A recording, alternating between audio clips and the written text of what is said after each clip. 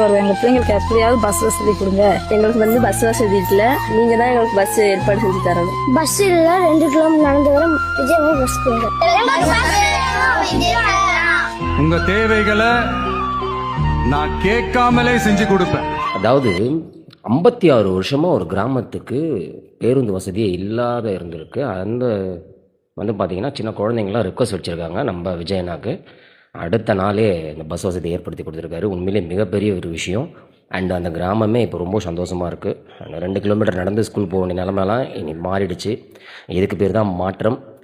இன்ஸ்டாகிராமில் ஆட்சியை பிடிச்சிட்டாங்க, ரீல்ஸில் ஆட்சியை பிடிச்சிட்டாங்கன்னு சொல்கிறாங்களா, அதே இன்ஸ்டாகிராம் அதே ரீல்ஸில் தான் இன்றைக்கி ஒரு நல்ல விஷயமும் நடக்குது.